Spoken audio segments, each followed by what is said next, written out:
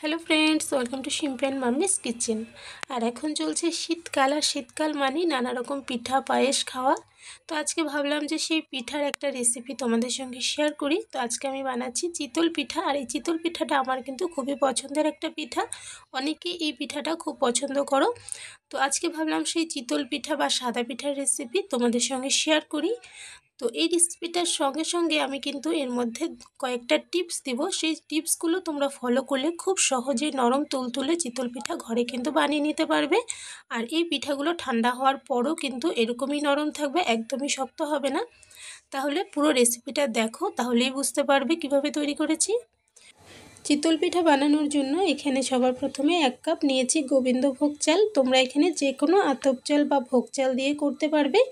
এর সঙ্গে 1/2 কাপ আমি নিয়ে নিচ্ছি সেদ্ধ চাল বা আমরা যে ভাত খাই সেই চাল। এটা কিন্তু অবশ্যই দেবে, এটা কিন্তু একটা বড় টিপস এখানে। এই সেদ্ধ চালটা দেওয়ার কারণে কিন্তু পিঠাগুলো অনেক সফট হবে, তাই অবশ্যই এই সেদ্ধ চালটা এখানে অ্যাড করবে। এবার একসঙ্গে চালগুলোকে ভালো করে ধুয়ে এর মধ্যে আমি জল দিয়ে দিয়েছি। আর এটাকে এবার আমি 3-4 ঘন্টার জন্য রেখে দেবো। তোমরা চাইলে ওভারনাইটও এটাকে রেখে দিতে পারবে, তবে সময় কম থাকলে 3-4 ঘন্টা রেখে দিলেই হবে। 3-4 ঘন্টা পর আমি এদিকে দেখো ঢাকনাটা খুলে নিলাম। আর এখন চালগুলো আমি তোমাদের দেখাচ্ছি, দেখো কতটা ফুলে গিয়েছে, এর কালার কিন্তু পুরো চেঞ্জ হয়ে গেছে। আর চালগুলো ফুলে উঠেছে কিন্তু অনেকটাই, তোমরা দেখে হয়তো বুঝতে পারছো। এবার এই চালগুলোকে আমি মিক্সিতে দিয়ে পেস্ট করে নেব। এখানে মিক্সির মধ্যে আমি নিয়ে নিচ্ছি, তবে পুরোটা কিন্তু একসঙ্গে নেব না, হাফ হাফ করে আমি 2 বারে বা 3 বারে এটাকে করে নেব। আর এর মধ্যে আমি কিন্তু গরম জল দিয়ে এটাকে পেস্ট করেছিলাম। একদম শুকনো পেস্ট করতে গেলে অসুবিধা হয়, সেই কারণে আমি এখানে কিন্তু মিডিয়াম গরম জল এর মধ্যে দিয়েছি। খুব বেশি গরম নয়, আবার একদম হালকা গরমের নয়, মিডিয়াম গরম জল আমি কিন্তু এর মধ্যে দিয়ে দেখো ঘন করে পেস্ট তৈরি করে নিয়েছি। এই সেমভাবে আমি কিন্তু পুরো চালটাকেই পেস্ট করে নিয়েছিলাম। দেখো এটা আমি নিয়ে নিলাম বাটিটার মধ্যে। এবার মিক্সির বাটিটা ধুয়ে এর মধ্যে অল্প জল দিয়ে দিলাম। এই ব্যাটারটা কিন্তু খুব বেশি পাতলা হয় না, তাই অল্প জল দিয়েছি, প্রয়োজন হলে পরে আবারও জল অ্যাড করব। এর সঙ্গে পরিমাণ মতো আমি দিয়ে দিলাম লবণ। তোমরা যদি সঙ্গে সঙ্গে না বানাও সেক্ষেত্রে লবণটা এখনই অ্যাড করবে না, যখন বানাবে তার কিছুক্ষণ আগে কিন্তু লবণটা অ্যাড করে ভালো করে মিশিয়ে নেবে।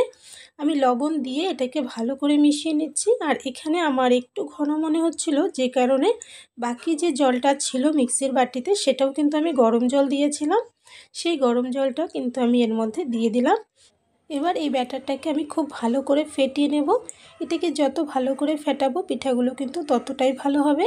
আর এখানে কিন্তু আমি 2টো টিপস তোমাদের দিয়ে দিলাম। সেটা হচ্ছে, প্রথমত গরম জল দিয়ে ব্যাটারটা তৈরি করবে, সেক্ষেত্রে ব্যাটারটা অনেক বেশি ফ্লাফি হবে এবং পিঠাগুলো ঠান্ডা হওয়ার পরও কিন্তু সফট থাকবে।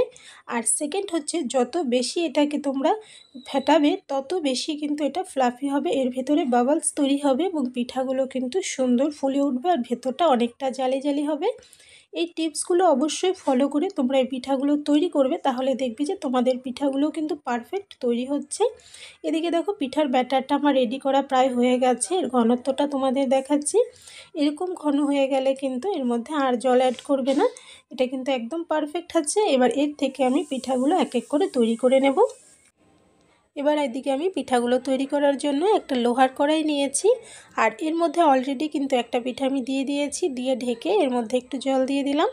আর এখানে আমি আরও একটা গুরুত্বপূর্ণ টিপস দিচ্ছি, সেটা হচ্ছে যখন এই পিঠাগুলো তোমরা তৈরি করবে অবশ্যই চেষ্টা করবে কোনো মাটির সরা অথবা এরকম টাইপের লোহার কড়াই ইউজ করার। তাতে করে কিন্তু পিঠার পেছন দিকটা যতটা সুন্দর হয় আর ভেতরটাও সুন্দর জালি জালি হয়। এখানে আমি তোমাদের কিন্তু 4টা টিপস দিলাম। এই 4টা টিপস ফলো করে তোমরা যদি এই চিতল পিঠাগুলো ঘরে বানাও তাহলে দেখবে তোমাদের পিঠাগুলো কিন্তু পারফেক্ট এবং সফট আর অনেকটাই জালি জালি হবে। পিঠা বানানোর জন্য কিছু কিছু টিপস যেগুলো আমরা ফলো করি না, সেক্ষেত্রে কিন্তু আমাদের পিঠাগুলো পারফেক্ট হয় না। তবে টিপস ফলো করে এই পিঠাগুলো বানিয়ে নিলে খুব সহজেই কিন্তু পারফেক্টভাবে পিঠাগুলো ঘরে বানিয়ে নেওয়া যায়।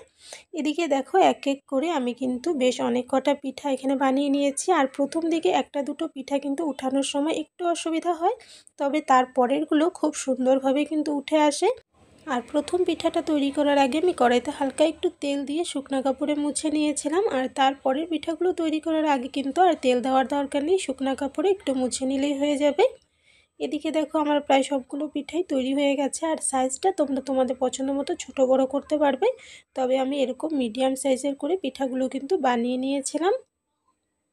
এদিকে দেখো চিতল পিঠা একদম রেডি হয়ে গেছে। আমি এখানে খেজুর গুড়, যেটা গুঁড়ো পাওয়া যায়, সেটার সঙ্গে সার্ভ করেছি। অনেকে এটা সবজির সঙ্গে বা কোনো চাটনির সঙ্গেও খায়, তবে আমরা এটা গুড় দিয়ে, চিনি দিয়ে অথবা দুধে জাল করেই বেশি পছন্দ করি, তাই এখানে আমি গুড়ের সঙ্গে এটাকে সার্ভ করেছি। আর এদিকে একটা পিঠা আমি তোমাদেরকে ছিঁড়ে দেখাচ্ছি, ভেতরটা কত সুন্দর জালি জালি হয়েছে দেখো, অনেকটাই কিন্তু ফুলে উঠেছে, বেশ সুন্দর জালি জালি পিঠা এখানে কিন্তু তৈরি হয়েছে। এভাবে করে অবশ্যই তোমরা পিঠাটা ঘরে বানিয়ে দেখো। আর আমার এই চিতল পিঠার রেসিপি তোমাদের কাছে কেমন লাগলো অবশ্যই কমেন্টসে জানিও। ভালো লাগলে লাইক করো, শেয়ার করো বন্ধুবান্ধবদের সঙ্গে।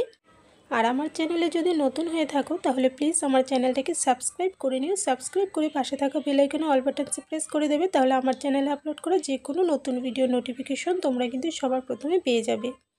পিঠাগুলো তো তোমরা দেখতেই পেলে কতটা সফট হয়েছে। অবশ্যই তোমরা এভাবে করে বানিয়ে দেখো, আশা করছি ভালো লাগবে। আর আরও একটা রেসিপি নিয়ে আবারও দেখা হবে। তাহলে আজকের জন্য বাই বাই।